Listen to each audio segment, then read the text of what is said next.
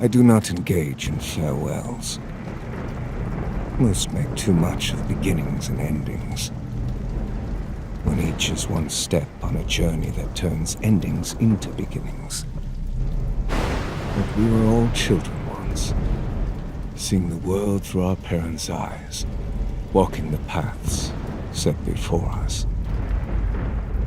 I have the memories of me from the past, tempered by the 1,000 versions of myself that bridge into the present.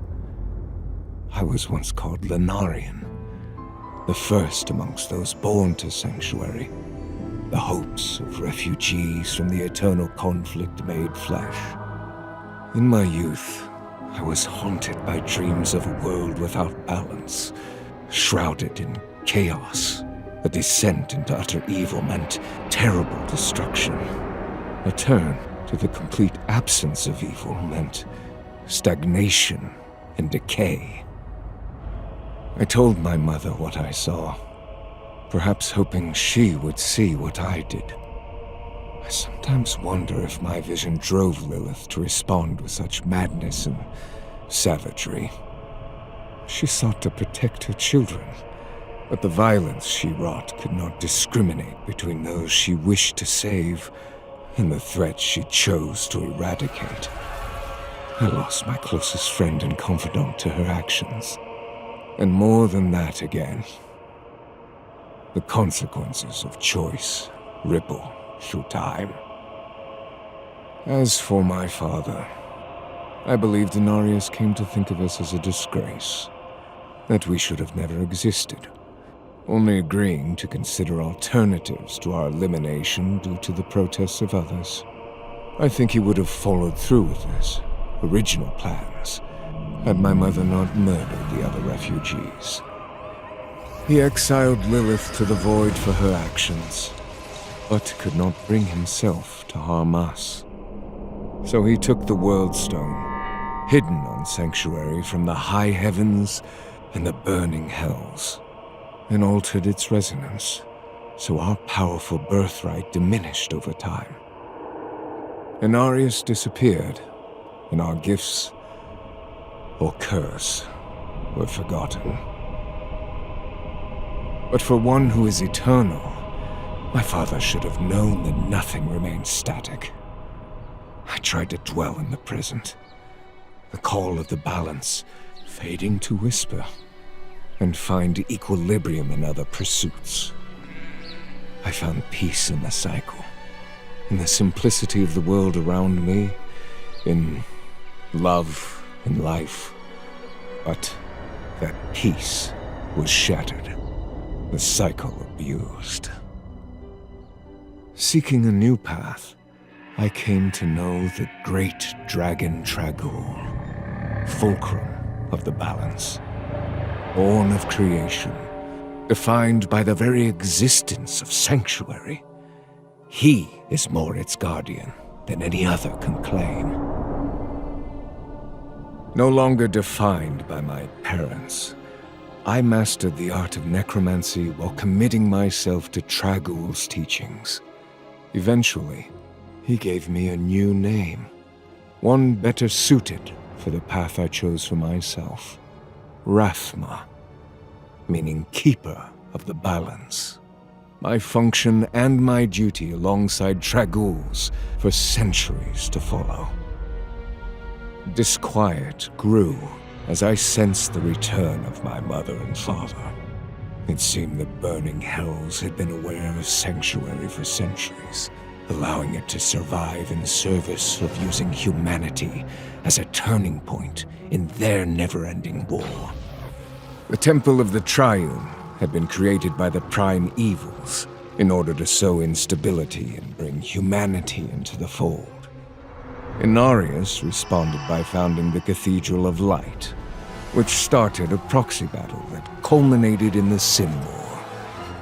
As the Prime Evils destabilized Sanctuary, Lilith secretly reawakened humankind's latent power as a means to undermine the Triune and Cathedral of Light. Inarius discovered her plan, foiled her efforts, and banished her to the void once again. he was too late. Humanity's power had begun to spread thanks to two brothers. Eldician Diomed, elder son of Diomedes, wanted nothing more than the simple, worthy life of a farmer, and instead became a catalyst for upheaval.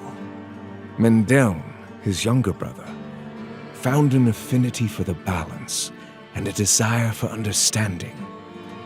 He became my student, learning about the balance as the sin war raged on. The brothers' efforts against both the Triune and the Cathedral of Light gained them followers of their own. Eldician shared the power of our birthright, and they became known as the Adirum. This act alerted the high heavens to Sanctuary's existence, and set the stage for a frightful clash between angels and demons, with Sanctuary as the field of combat. Tragul kept the armies of the high heavens at bay as long as he could, while I went to my father to plead for aid. Enraged and unhelpful, he banished me to the void with my mother, where I would have remained trapped were it not for Mendeln, who brought me back to Sanctuary. The battle was deadly and fraught, and would have been deadlier still had Eldician not brought about its end in an astonishing display of power. Reaching heights greater than I have ever seen, he willed both armies back from whence they came. In doing so, Eldician realized that his power was as great a threat to Sanctuary as the heavens and hells. So it was, he sacrificed himself in an eruption of raw energy that saw a return to the mundane for his followers. His choice was profound enough to affect those who came to stand in judgment of us. The Angiras Council, leaders of the high heavens, held a vote on whether to eradicate Lilith and Inarius' sanctuary, or to allow us to remain. Imperius voted for eradication. Ariel and Ethereal to allow our potential to develop. Malthael abstained.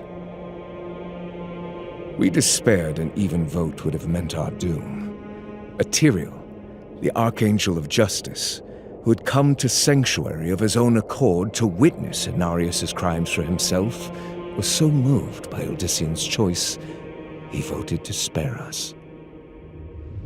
As the Council debated on how to prevent the burning hells from corrupting Sanctuary, they accepted a bargain from Mephisto himself. A truce, wherein both sides would withdraw from Sanctuary and allow it to grow, untouched, so long as humanity was no longer a threat, and Inarius punished for his crimes. To this end, humanity was left to its own devices, their powerful birthright once again diminished, and Inarius was dragged into the depths of the burning hells to suffer at the hands of Mephisto. Tragul protected Mendeln's memory, a bittersweet gift, as those around him remembered nothing of Eldician's sacrifice. Mendeln shed his mortal name and accepted one from Tragul, Kalon, meaning teacher. But the truth of the balance must be passed on to future generations. Kalon would go on to pass our teachings to his own students, necromancers, who would become known as the priests of Rathma. It has been their duty and function to keep the balance as the millennia pass. My dreams have once again been haunted by shattered images. A vision of the end of Sanctuary that coalesced into prophecy. A prophecy I know Inarius is driven to interfere with, believing it about him, a savior, piercing hatred's heart in hell. Our choices always betray us. I locked the gates to hell, knowing it is only a matter of time before he discovers what I've done and comes demanding the key. One way or another, we hurtle towards the prophecy's end. Or perhaps its beginning. For what is death but a transformation?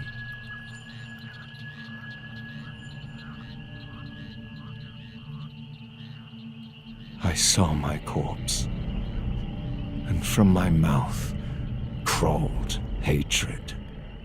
A father burned his children on a pyre, and a mother molded a new age from the ashes.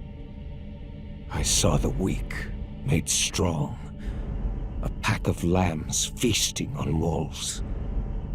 Tears of blood rained on a desert jewel, and the way to hell was torn asunder.